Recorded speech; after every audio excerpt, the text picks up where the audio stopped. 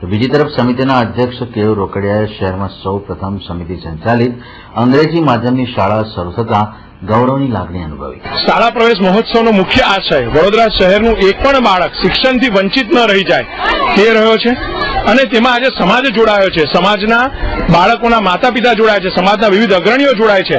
તેથી બાળકોને આ પ્રોત્સાહન મળશે અને તેઓ દરેકને આ સમાજના દરેક અગ્રણીઓને વડોદરા શહેરના નાગરિકને અપીલ છે કે જ્યાં જ્યાં નજીકમાં આપણી ત્યાં શાળા પ્રવેશ મહોત્સવ શિક્ષણ સમિતિની શાળાઓમાં ઉજવાય ત્યાં હાજર રહો અને આ બાળકોને સન્માનિત અને પ્રોત્સાહિત કરો.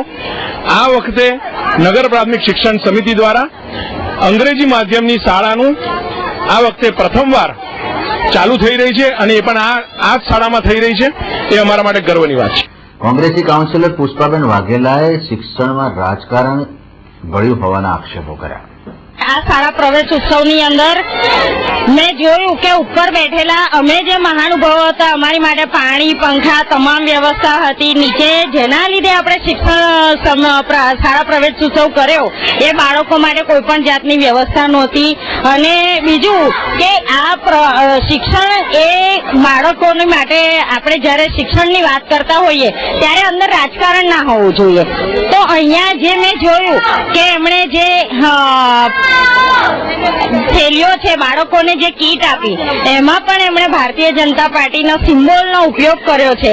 એ ખરેખર બાળકના શિક્ષણ માટે આ એક રાજકારણ છે. આ શિક્ષણને આગળ લાવવાની વાત નથી, આ એક રાજકારણના રોટલા શેકવાની વાત થઈ અને એનું મને બહુ દુઃખ થયું. ત્યારે કોંગ્રેસના કાઉન્સિલર પુષ્પાબેનના આક્ષેપોનું ખંડન કરતા સમિતિ અધ્યક્ષ કેયુર રોકડિયાએ પણ કોંગ્રેસ કીટ આપશે તો તે પણ બાળકોને વિતરણ કરવામાં આવશે તેમ જણાવ્યું. એ આંગણવાડીના બાળકોને આખી ભાજપની બેગ અપાઈ છે અને આંગણવાડીના બાળકોને કોંગ્રેસ આપે, ભાજપ આપે, સમાજના જે પણ અગ્રણી જે પણ કંઈ આપશે એ આંગણવાડીના બાળકો સ્વીકારવા હંમેશા તૈયાર હોય છે. અને મારી અપીલ છે કે ભાઈ ભારતીય જનતા પાર્ટીની જેમ કોંગ્રેસ પણ પહેલ કરીને આપવી જોઈએ. ત્યારે વિપક્ષી નેતા ચંદ્રકાંત બથુએ વાડી પરેશનગર સ્કૂલના પ્રવેશોત્સવ કાર્યક્રમમાં વોકઆઉટ કરી સત્તાધીશો સામે રોષ ઠાલવ્યો. નહીં, મેં વિરોધ નથી કર્યો. હું ઉઠીને આવતો રહ્યો એટલા માટે કે આ ચૂંટાયેલી પ્રતિનિધિઓ વડોદરા શહેરના અમે ટ્રસ્ટી ગણાવીએ અને વડોદરા શહેરના નગરજનોથી બનેલી આ નિશાળ જેનો અડધો ભાર આ કોર્પોરેશન ઉઠાવતી હોય અને જ્યારે શાળા પ્રવેશની અંદર જ્યારે અમને બોલાવવામાં આવ્યો હોય ત્યારે રાજ્ય સરકારના પ્રતિનિધિઓ આવીને બેસી જાય અને સરસ્વતી વિદ્યા એટલે સરસ્વતીની ફોટો હોય એની સામે ફૂલો પડેલા હોય, એની સામે દિવેટ મૂકેલી હોય, એ દિવેટને સળગાવવા માટે તમને બોલાવવામાં આવે. એક સરકારી અમલદાર દિવેટ પોતાની પાસે બોલાવે, 4 જણ પાસેથી દીવા સળગાવે અને પોતે સળગાવીને પોતે બેસી જાય. એટલે ચૂંટાયેલા પ્રતિનિધિઓ સરાસર અપમાન હતું અને ત્યાં બેઠેલા પ્રિન્સિપાલ અને બેઠેલા બીજા સભાસદો અપમાન સહન કરી શકે. આ લોકોએ આ જે બીજા એમના પાર્ટીના બેઠેલા હતા એમને તો ગુલામી સહન કરવાની આદત પડી ગઈ છે. અમે ગુલામ નથી અને સરકારી અમલદાર છે, અમે ટ્રસ્ટી છીએ.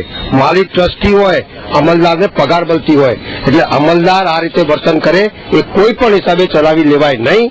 અને આની સભાની અંદર જ્યારે પણ બજેટ રજૂ થશે સૌથી પહેલા મારો વિરોધ હશે એટલા માટે કે જો સરકારી અમલદાર આવી રીતે દિવેટો હળગાવતા હોય ત્યારે રાજ્ય સરકારે બધી 100% કોર્પોરેશનના બી કર્મચારીઓ હોય એના બી 100% પૈસા રાજ્ય સરકાર ભોગવે, લોકોને ભણાવે અને અમારી જેટલી નિશાળો છે એનું ભાડું કોર્પોરેશનમાં જમા કરાવે અને પછી એમને જે કરવું એ કરે. કોઈ ચોપડીઓ વેચી રહ્યો છે, કોઈ દફતર વેચી રહ્યા છે. આ કઈ તમારી પાર્ટીને જાહેરાત કરવાનો જગ્યા નથી, આ લોકોને ભણાવવાની જગ્યા છે, નાટક કરવાની જગ્યા ન હોય એ સમજીને ચાલજો જરા. વોર્ડ નંબર 18ના કાઉન્સિલર શૈલેષ સોટકા, દીપક શ્રીવાસ્તવ અને પૂનમબેન શાહ સહિત હોદ્દેદારો કાર્યકરોએ પ્રવેશોત્સવ પૂર્વે બાલવાડીના બાળકો માટે રમકડાં ઉઘરાવ્યા હતા.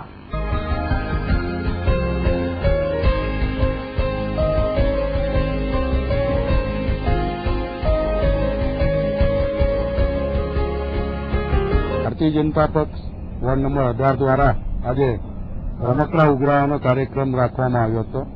એ રમકડા ગરીબ બાળકોને આપવાના અને એના દ્વારા બાળકો રમે અને એમનો બૌદ્ધિક વિકાસ થાય એના માટેનો આ અભિગમ ભારતીય જનતા પક્ષ વર્ષોથી દર વર્ષે રમકડા ઉઘરાવીને ગરીબ બાળકોને આપે છે.